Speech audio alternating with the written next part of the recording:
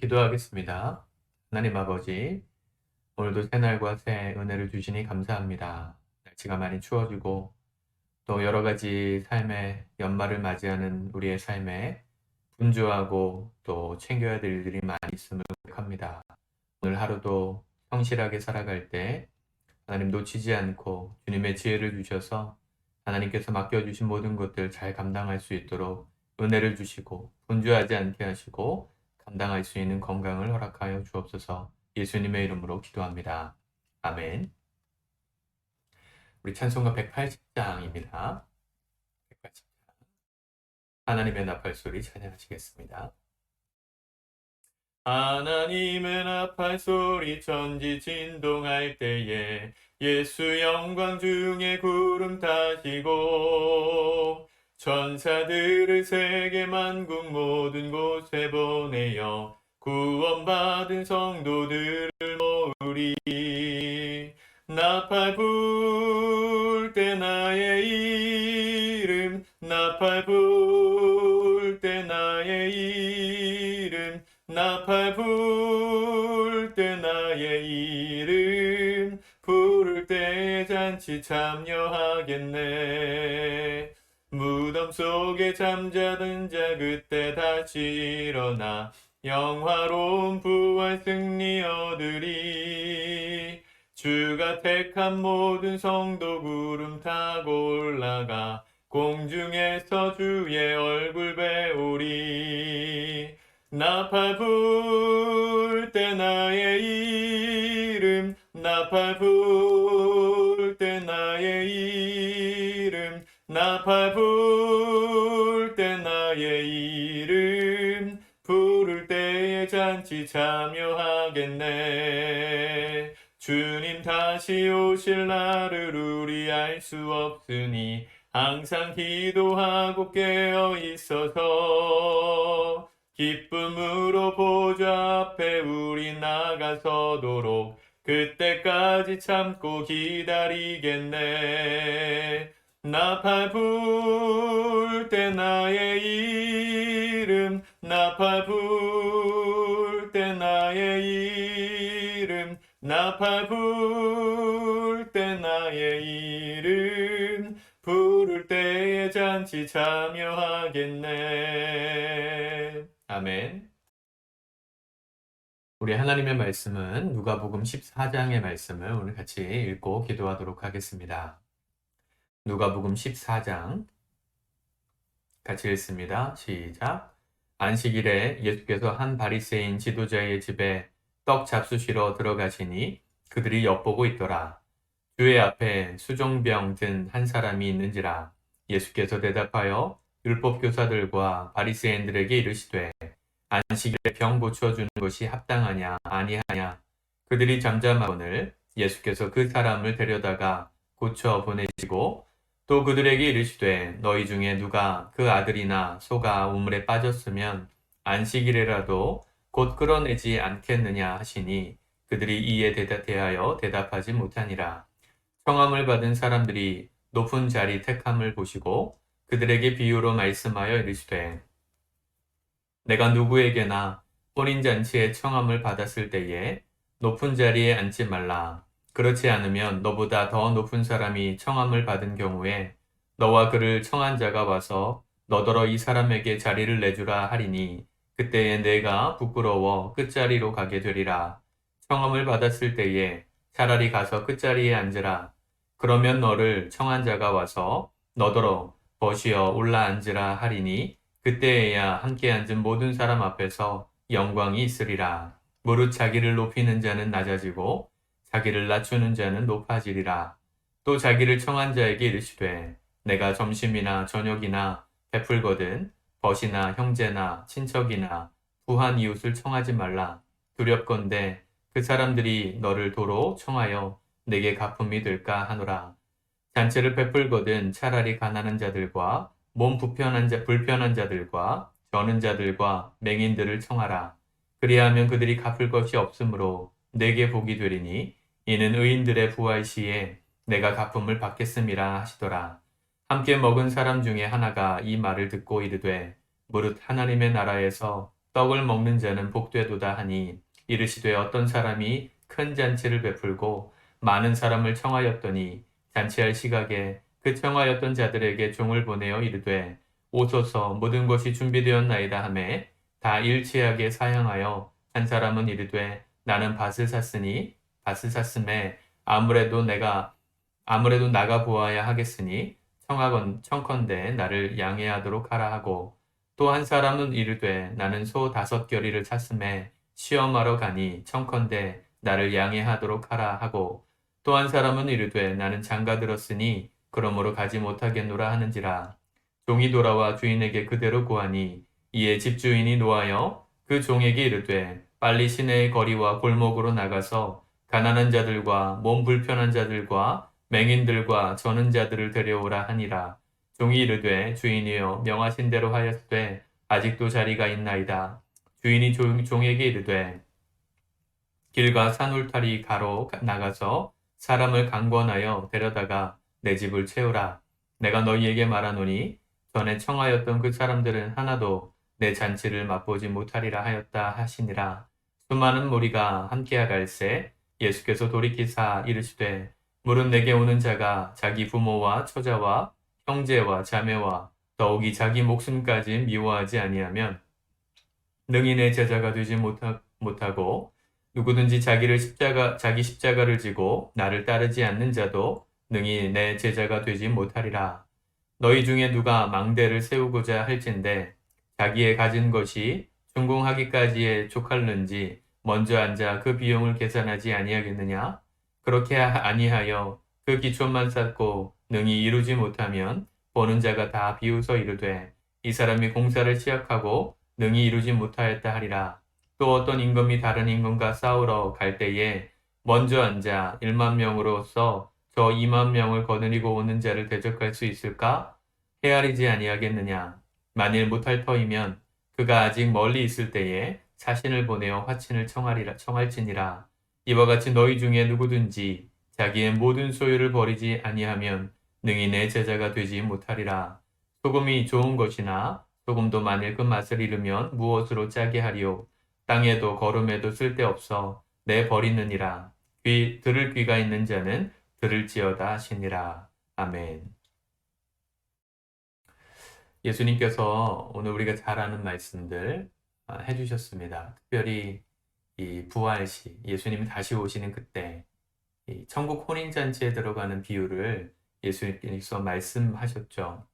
청함을 받은 자, 그 청한 잔치 자리에서 높은 자리에 있는 사람들에 대해서 예수님 말씀하셨습니다. 청함을 받았을 때 높은 자리에 앉지 말아라고. 처음부터 낮은 자리에 가면 청한 사람이 와서 높은 자리로 안내함으로 영광을 취하겠지만 처음부터 높은 자리에 앉았다가 자기보다 더 높은 사람이 오면 끝자리로 밀려가는 수치를 당할 수 있으니 겸손하라. 주님 그렇게 말씀하셨죠. 우리가 하나님 나라 들어가는 것은 높은 자리에 앉기 위해서 가는 거 아닙니다. 오직 하나님의 그 크신 은혜에 감사함으로 겸손한 마음으로 들어가는 나라입니다.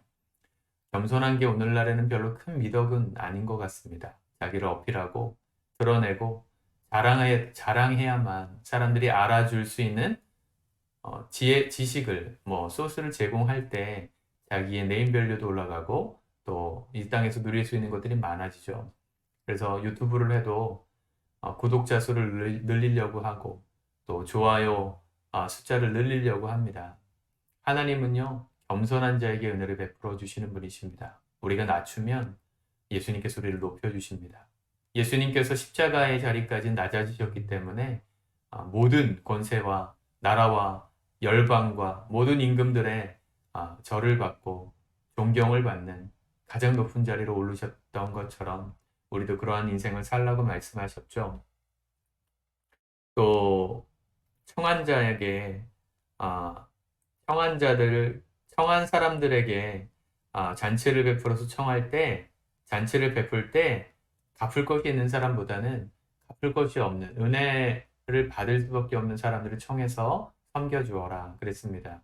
이유는 뭡니까? 내가 선행을 했는데 그 선행이 나에게 보상으로 돌아오면 하나님께 받을 상이 없다는 것이죠.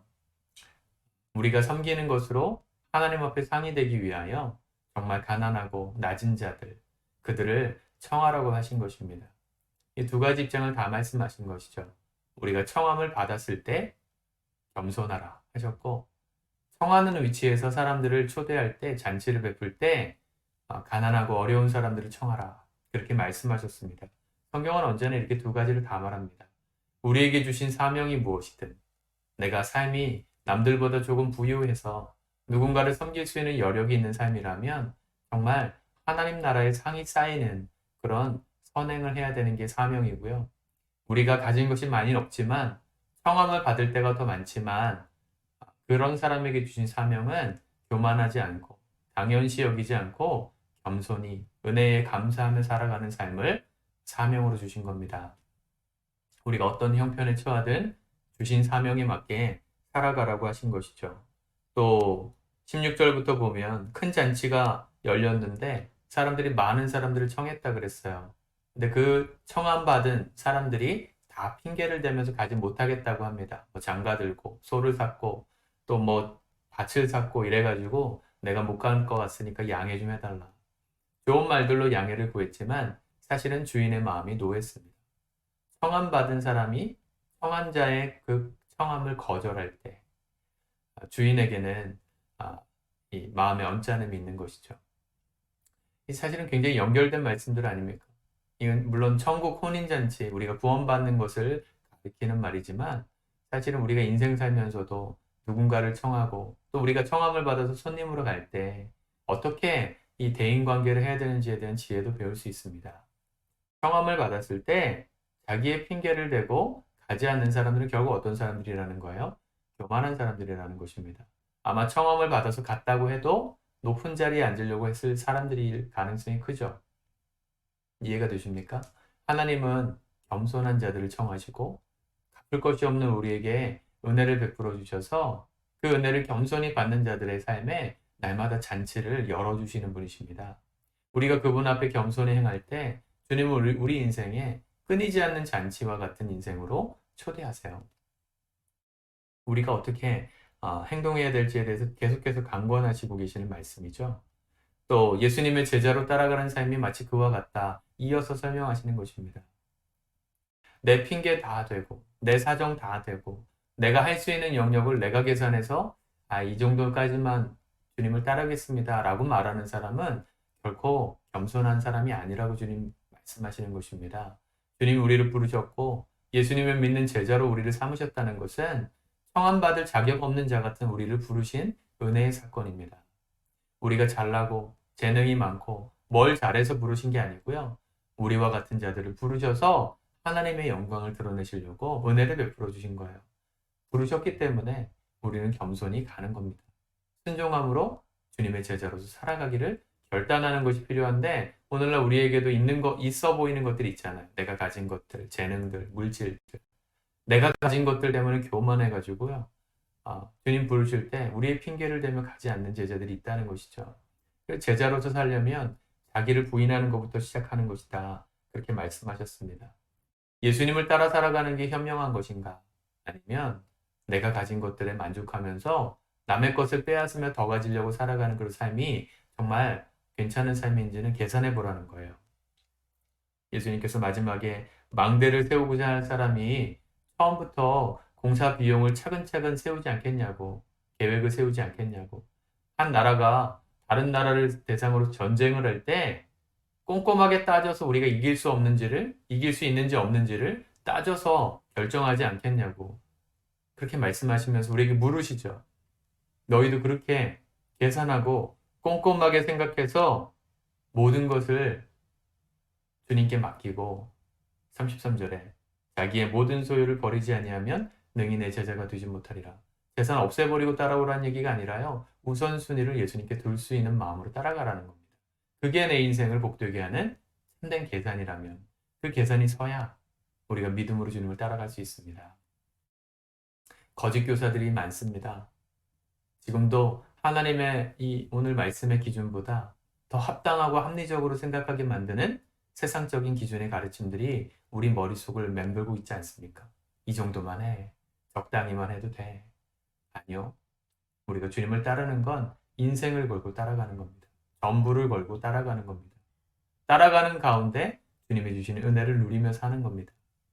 따라가는 가운데 주님이 주시는 은혜를 누리면서 잔치와 같은 인생을 살 것인가?